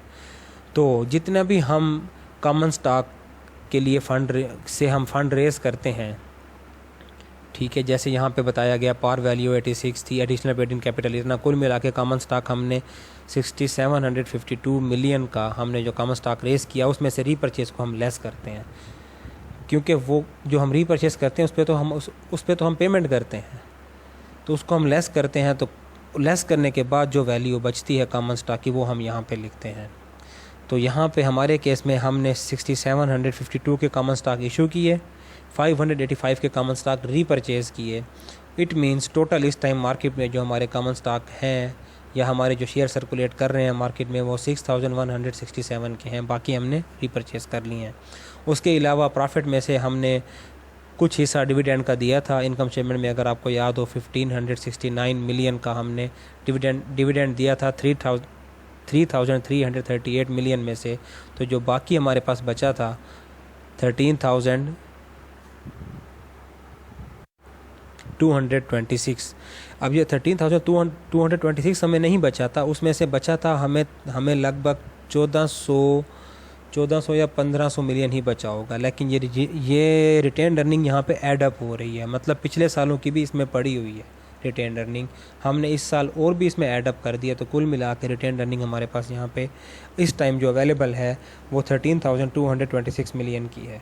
तो जब हम इसको टोटल करेंगे, टोटल इक्विटीज़ को, जिसमें हम प्रेफर्ड स्टॉक की वैल्यू लिखेंगे, कॉमन स्टॉक की वैल्यू लिखेंगे और रिटेन अर्निंग की वैल्यू लिखेंगे, तो यहाँ पे एक स्लैब बन जाएगा टोटल इक्विटीज़ का, जिससे हमें पता चलेगा कि हमने इक्विटीज़ से कितना पैसा रेज़ किया है, और ऊपर टोटल लायबिलिटीज़ से हमें पता चल जाएगा कि हमने उधार से कितना पैसा रेज़ किया। फिर इन दोनों को ऐड अप करने से हमें पता चलेगा कि इन दोनों से हमने कितना पैसा रेज़ किया जो हमने एसेट्स में लगाया है। जब हम इन दोनों को ऐड अप करेंगे तो ये total liabilities plus owner equities, या आप इसको ओवरऑल टोटल लायबिलिटीज़ भी लिख सकते हैं जैसा कि मैंने आपको बताया, तो ये बनी अमाउंट 40,877 मिलियन, जो कि आप देख सकते हैं एग्जैक्टली इक्वल है टोटल एसेट्स के। इसका मतलब लेफ़्ट हैंड साइड बराबर है राइट हैंड साइड के, इट मीन्स हमारी बैलेंस शीट बैलेंस्ड है। अगर बैलेंस शीट बैलेंस्ड ना हो तो वो ठीक नहीं होती, उस सूरत हाल में आपका सवाल गलत हो जाता है। बेशक आप सवाल पे जितनी मेहनत करें, अगर आपका बैलेंस बराबर नहीं आता तो सवाल का आपको कोई मार्क्स नहीं मिलते। ठीक है, तो ये बहुत ज़रूरी होता है कि आपकी बैलेंस शीट बैलेंस होनी चाहिए। तो अब हम नेक्स्ट सेशन की तरफ चलते हैं। तो अभी तक आप सब ये सोच रहे होंगे कि इनकम स्टेटमेंट बनाने का तो हमें फ़ायदा हुआ कि हमने एक पूरे साल की इनकम स्टेटमेंट बनाई, जिससे हमें पता चला ओवरऑल हमारे इतने आमदनी हुई, इतने अखराजात हुए, एंड पे इतना प्रॉफिट हुआ। ये तो हमने आज की डेट में बैलेंस शीट बनाई, इसका हमें क्या फ़ायदा हुआ? तो इसका हमें ये फ़ायदा हुआ कि आप आज की डेट में ये जान सकते हैं कि इस टाइम कंपनी के टोटल एसेट्स कितने हैं और उनमें से फ़िक्स्ड एसेट कितने हैं और करंट एसेट कितने हैं। अब इसमें आपको ये फ़ायदा होगा कि एक कंपनी के फ़िक्स्ड एसेट्स जितने ज़्यादा होते हैं उसकी अर्निंग उतनी ज़्यादा होती है, क्योंकि फ़िक्स्ड एसेट्स आपके अर्निंग एसेट्स होते हैं। करंट एसेट्स अर्निंग एसेट्स नहीं होते, वो आपके ऑपरेशंस चलाते हैं। आपका कैश है, अकाउंट रिसीवेबल है, वो यहाँ से आएगा वहाँ चला जाएगा, वहाँ से आएगा वहाँ चला जाएगा। कैश आप एक से लेंगे दूसरे को पे कर देंगे, वो आपके बिज़नेस में नहीं रहता। जबकि जो आपके फ़िक्स्ड एसेट्स होते हैं, आपकी प्लांट है, मशीनरी है, आपकी लॉन्ग टर्म इन्वेस्टमेंट है, ये आपके अर्निंग एसेट्स होते हैं, यहाँ से आपको अर्निंग होती है। तो आपने ये भी रेशो चेक करनी होती है कि कहीं ऐसा तो नहीं है कि कोई कंपनी फ़िक्स्ड एसेट में कम पैसे लेके बैठी है, करंट एसेट में ज़्यादा लेके बैठी है, मतलब वो पैसा यूटिलाइज़ नहीं कर रही, पैसा लेके बैठे हुए हैं, तो वो भी ठीक नहीं होता। इस तरीके से फिर आपको बैलेंस शीट ये भी बताती है कि इस पॉइंट के ऊपर कंपनी की पोजीशन क्या है, कंपनी ज़्यादातर उधार लेके चल रही है या इन्वेस्टमेंट पे चल रही है। 100% उधार पर चलने वाली कंपनी भी ठीक नहीं होती और 100% इन्वेस्टमेंट पर चलने वाली कंपनी भी ठीक नहीं होती। एक अच्छा बैलेंस क्रिएट करना होता है। आम तौर पे कहा जाता है कि 60-40 का बैलेंस होना चाहिए या 70-30 का बैलेंस होना चाहिए, कि अमूमन 40% डेट हो और 60% आपकी इक्विटीज़ होनी चाहिए। क्योंकि डेट का भी कुछ आपको फ़ायदा होता है कि उधार थोड़ा बहुत रखना, इसलिए भी आपको फ़ायदा होता है कि वो आपको टैक्स सेविंग देता है। जैसा कि इनकम स्टेटमेंट में आपने देखा कि earning before interest and taxes में से पहले हम इंटरेस्ट लेस करते हैं, फिर हम टैक्स पे करते हैं। तो वो इंटरेस्ट लेस होने की वजह से हमारे पास जो टैक्स पे करने के लिए जो अर्निंग बचती है वो कम बचती है। अगर हम इंटरेस्ट पे ना करें तो हमें टैक्स ज़्यादा पे करना पड़ेगा और बाज़ औक़ात टैक्स की परसेंटेज इंटरेस्ट से ज़्यादा होती है। अमूमन आम तौर पे ये तो हो सकता है कि आपने किसी भी बैंक से जो उधार लिया है, हो सकता है वो 2% इंटरेस्ट या 4% इंटरेस्ट पे आपका उसके साथ मुआहदा हुआ हो, लेकिन अगर आपने उधार नहीं लिया तो हो सकता है उसी अमाउंट के ऊपर आपको गवर्नमेंट को 6% टैक्स देना पड़े। तो ये यहाँ से भी आपकी थोड़ी बहुत सेविंग हो जाती है अमाउंट की। तो इसलिए भी एक बैलेंस क्रिएट करना बहुत ज़रूरी होता है। हाँ, ये भी एक अच्छा इमेज नहीं होता कि कोई कंपनी 80% या 70% डेट पे चल रही हो। इट मीन्स वो किसी भी टाइम वो कंपनी डिफ़ॉल्टर लिस्ट पे पहुंच सकती है। तो ऐसी कंपनी से बचा जाए। अमूमन ऐसा होता नहीं है, क्योंकि जिस कंपनी की रेशो डेट की 50% क्रॉस हो जाए, वैसे भी उसको बैंक्स वगैरह या कोई भी इंस्टीट्यूशन उसको लोन देना बंद कर देता है। बैंक ऐसी कंपनी को लोन ही नहीं देता। कोई भी बंदा ऐसे बंदे को उधार नहीं देता जो पहले से 50% उधार पे चल रहा हो, क्योंकि उनको पता होता है कि इसका बिज़नेस ऑलरेडी 50% उधार पे चल रहा है। इट मीन्स इसकी अर्निंग्स सारी की सारी जितनी भी हैं 50% तो उधार में चली जाती होंगी, बाकी के 50% से ये क्या बिज़नेस रन करेगा। तो इसलिए भी आम तौर पे ऐसी कंपनीज़ को या ऐसे बंदे को उधार नहीं दिया जाता। तो लेकिन फिर भी एक अच्छा बैलेंस रखना ज़रूरी होता है, जो कि नॉर्मली 60-40 का कहा जाता है कि एक आइडियल बैलेंस होता है। तो ये एक बैलेंस शीट आपको ये चीज़ बताती है, एक फाइनेंशियल पोजीशन बताती है कंपनी की कि उसकी पोजीशन क्या चल रही है। अब जब भी हमने पोजीशन का मवाजना करना होता है कि हमारी पोजीशन पिछली हिस्ट्री के मुकाबले में अच्छी हुई है, बुरी हुई है, तो हम हमेशा बैलेंस शीट को पिछली बैलेंस शीट के साथ कंपेयर करते हैं। तो जैसे हमने पीछे एक बैलेंस शीट देखी, वो 31 जनवरी 2010 की थी। तो उसमें हमने देखा कि हमारी पोजीशन क्या थी। तो उसके बाद हमने पूरा साल वो बिज़नेस रन किया और उसके बाद 30 जनवरी 2011 को फिर बैलेंस शीट बनाई। और फिर बैलेंस शीट बनाने के बाद ये एक हमने फॉर्मेट सामने रखा बैलेंस शीट का, तो जिससे हमें ये पता चलेगा कि हमने इस पूरे साल में किस चीज़ में हमारी इम्प्रूवमेंट आई है, किस चीज़ में कमी आई है। किस चीज़ में इम्प्रूवमेंट आई है वो क्यों आई है, या किस चीज़ में कमी आई है वो क्यों आई है, उसके रीज़न हमने ख़ुद तलाश करने होते हैं कि कहाँ कहाँ हमसे गलती हुई है, ये चीज़ में इस चीज़ में कमी हुई है। ज़रूरी नहीं कि हर चीज़ में कमी होना नुकसान हो, बाज़ औक़ात कुछ चीज़ों में कमी होना हमारे लिए फ़ायदेमंद भी होता है। जैसे उधार है, उधार में कमी आई है तो हमारे लिए फ़ायदेमंद होता है, इट मीन्स हमने उधार उतारा है। ठीक है, तो इस चीज़ को अभी हम देखते हैं कि दो बैलेंस शीट की अमाउंट्स आपके सामने हैं यहाँ पे, 31 जनवरी 2010 की भी और 30 जनवरी 2011 की भी, 2011 की भी आपके पास अवेलेबल है। यहाँ कुछ टर्मिनोलॉजीज़ को मैंने शॉर्ट फॉर्म में लिखा है कि क्योंकि यहाँ पे स्पेस की कमी की वजह से, तो मैं आपको एक दफ़ा रीड करके बता देता हूँ। A/R का मतलब होता है अकाउंट रिसीवेबल, C.A को करंट एसेट्स कहते हैं, F.A को फिक्स्ड एसेट्स कहते हैं, एक्यूमुलेटेड डेप्रिसिएशन ACCDEP, इसके अलावा टोटल एसेट्स को TA भी लिखते हैं, अकाउंट पेबल को A/P लिखते हैं, नोट्स पेबल को शॉर्ट टर्म डेट वगैरह को N/P लिखते हैं, करंट लाइबिलिटीज़ को C.L लिखते हैं। लॉन्ग टर्म डेट में इसको वैसे अमूमन पूरा ही लिखा जाता है, वैसे अगर आप इसकी शॉर्ट फॉर्म बनाना चाहें तो बना सकते हैं, कोई इशू नहीं है। वैसे टोटल लाइबिलिटीज़ को T.L भी लिखते हैं, प्रेफर्ड स्टॉक को P.S लिखते हैं या P.स्टॉक भी लिखते हैं। इसी तरह कॉमन स्टॉक को C.S भी लिखते हैं, C.स्टॉक भी लिखते हैं। इसी तरीके से पार वैल्यू हो, उसके बाद कैपिटल, सरप्लस, फिर कॉमन स्टॉक सोल्ड वगैरह वगैरह। उसके अलावा रिटेन अर्निंग को आप R.E भी लिखते हैं। तो ये सारी चीज़ें मैंने इसलिए रिपीट कराई हैं कि जब आप लोग इस चीज़ को देखें तो आपको पता चले कि मैं किस चीज़ की बात कर रहा हूँ। तो अभी हमने जब ये दो बैलेंस शीट सामने रखी तो हमने इनका मवाजना किया, तो हमें कुछ चीज़ों से कुछ चीज़ें पता चली। जैसे कि अगर आप देखें तो कैश की अमाउंट पिछले साल की निस्बत इस साल कम हुई है। पिछले साल हमारे पास कैश पड़ा हुआ था 1421 मिलियन, 1421 मिलियन, जबकि इस साल हमारे पास 545 मिलियन है, मतलब 876 मिलियन का कैश हमने इस साल कम रखा है अपने पास। तो अब ये कैश कम क्यों हुआ है, अब ये जैसे जैसे हम आगे चीज़ें देखते जाएंगे हमें हर चीज़ की कमी पेशी की वजह मिलती जाएगी। आगे चलते हैं, अकाउंट रिसीवेबल को देखते हैं। तो अकाउंट रिसीवेबल हमारे बढ़े हैं कि मतलब पिछले साल लोगों ने हमारा 964 मिलियन उधार देना था, मतलब हमने उधार पे सेल की थी। इस साल 1085 मिलियन 1085 मिलियन हमने उधार पे सेल की है। उसके अलावा इन्वेंट्रीज़ को देखें तो इन्वेंट्रीज़ हमारी ये भी इंक्रीज़ हुई हैं कि स्टॉक में पहले हम पिछले साल तक 10,188 मिलियन का सामान हमने रखा हुआ था, इस साल हमारे पास 10,625 मिलियन का है। तो इसी तरीके से हमारे पास और कोई करंट एसेट के प्रीपेड एक्सपेंसेस वगैरह, जैसे मैंने आपको बताया था कुछ चीज़ें हमने एडवांस में पे की होती हैं, वो हमारा एसेट होता है। तो पिछले साल हमने एडवांसेस ज़्यादा पे किए थे, इस साल कम पे किए हैं। तो ओवरऑल हमने इस साल एडवांसेस कम पे किए हैं, तो ये भी यहाँ पे शो हो रहा है। इसी तरीके से आपको फ़िक्स्ड एसेट्स देख लें, आप डेप्रिसिएशन देख लें, फ़िक्स्ड एसेट देख लें, तो हमारे फ़िक्स्ड एसेट इंक्रीज़ हुए हैं। इट मीन्स कोई ना कोई एसेट इसमें नया परचेज़ हुआ है। तो जो ऊपर कैश कम हुआ है तो हो सकता है उस कैश से हमने कोई ना कोई एसेट परचेज़ किया हो। अब आगे चलते हैं एक्यूमुलेटेड डेप्रिसिएशन के ऊपर। तो डेफिनेटली जब एसेट नया परचेज़ हुआ है तो डेप्रिसिएशन भी बढ़ेगी।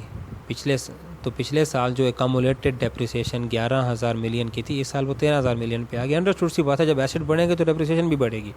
इसी तरीके से जब हम नेट फिक्स्ड एसेट पे आ जाते हैं, फ़िक्स्ड एसेट की ओवरऑल अमाउंट हमारे पास 490 मिलियन से कम हुई है। अभी यहाँ पे एक सवाल उठता है कि मैं आपसे कह रहा था कि हमारे फ़िक्स्ड एसेट बढ़े हैं, तो ओवरऑल अमाउंट हमारी 490 मिलियन से कम क्यों हुई है? क्योंकि डेप्रिसिएशन इंक्रीज़ हो गई थी ओवरऑल, इसलिए हमारे नेट फिक्स्ड एसेट की अमाउंट 490 मिलियन से कम हुई है। मतलब हमारे एसेट्स की जो पुराने एसेट्स हैं उनकी वैल्यू इस साल कम हो गई है 490 मिलियन। इसी तरीके से हमारे कुछ अदर एसेट्स, ठीक है, जैसे कि लॉन्ग टर्म इन्वेस्टमेंट्स वगैरह होते हैं, या फिर हमें जो गुडविल के पैसे वगैरह मिलते हैं, हो सकता है हमारी ब्रांच किसी और ने किसी और शहर में खोली हो, जैसे मैंने आपको एग्जांपल दी मैकडॉनल्ड की, ठीक है। इसी तरीके से KFC भी है, तो उनकी ब्रांच हो सकता है किसी और शहर में किसी ने खोली हो, तो उसकी भी रॉयल्टी फ़ीस वगैरह या फिर गुडविल के पैसे वो जो हमें भिजवा रहा है तो वो अभी ऐड हुए हैं यहाँ पे। तो इसी तरीके से अब हम शिफ्ट होते हैं दूसरी साइड पे, लायबिलिटी साइड पे। तो अब देखें अकाउंट्स पेएबल कम हो रहे हैं।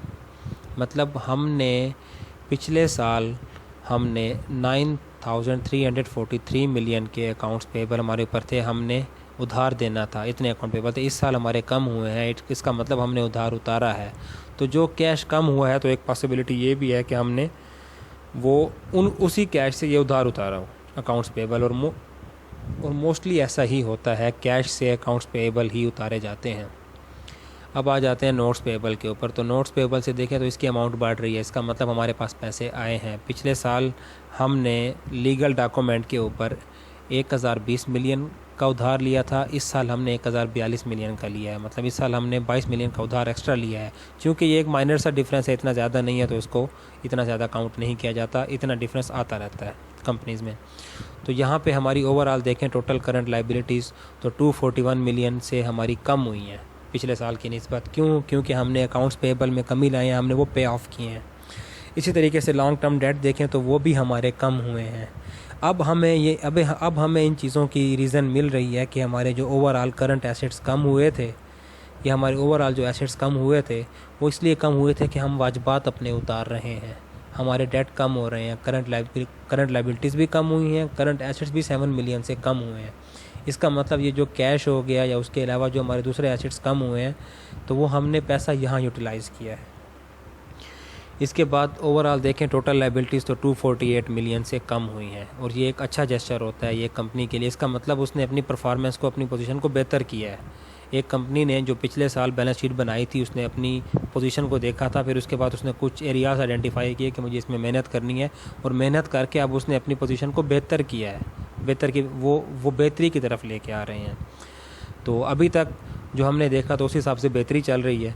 आगे चलते हैं तो जी कॉमन स्टॉक की तरफ आते हैं। तो कॉमन स्टॉक इन्होंने नए इशू किए जिसकी पार वैल्यू में कोई डिफरेंस नहीं था, पहले भी 86 मिलियन के थे, अभी भी 86 मिलियन के, तो इट मीन्स पार वैल्यू में कोई डिफरेंस नहीं है, तो वो ज़ीरो आ गया। अब कैपिटल सरप्लस में डिफरेंस आता रहता है क्योंकि मार्केट के हिसाब से शेयर्स की वैल्यू चेंज होती रहती हैं।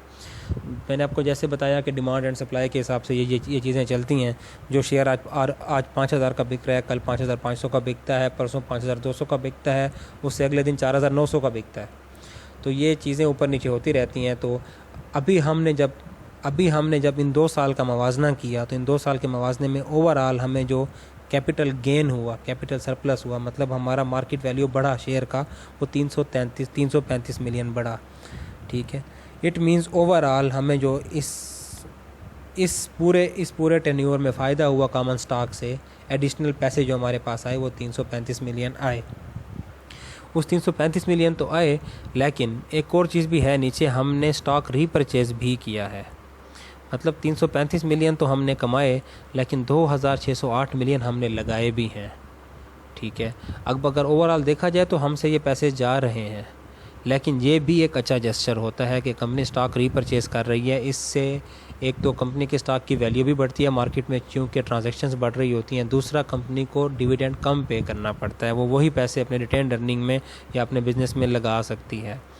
तो 2010 में हमने 585 मिलियन मतलब 585 मिलियन का स्टॉक रीपरचेज़ किया था। 2011 में हमने ज़्यादा रीपरचेज़ किया है। इट मीन्स हमारी 2011 में अर्निंग ज़्यादा हुई है, डेफिनेटली अर्निंग ज़्यादा हुई है, तो ही हमने इस चीज़ को अपने स्टॉक को रीपरचेज़ किया है। तो ओवरऑल जो हमने स्टॉक रीपरचेज़ किया, जो डिफरेंस है इस पूरे एक साल में, वो 2,608 का है। तो इसका मतलब ओवरऑल कॉमन स्टॉक की वैल्यू हमारी पिछले साल की निस्बत कम हुई है। मतलब इस पिछले साल के जो 6,167 मिलियन का कॉमन स्टॉक हमारा मार्केट में सर्कुलेट कर रहा था, इस साल वो 3,894 पे रह गया। मतलब हम उसको काफ़ी कम करके हाफ़ के करीब लेके आए, हाफ़ तो नहीं लेकिन काफ़ी उसको नीचे लेके आए। अब इसका हमें फ़ायदा क्या होगा? अब इसका हमें डबल फ़ायदा होगा कि एक तो डिविडेंड भी कम देना पड़ेगा, ठीक है, कम इन्वेस्टर होंगे, डेफिनेटली कम डिविडेंड देना पड़ेगा, बाकी पैसे बचेंगे।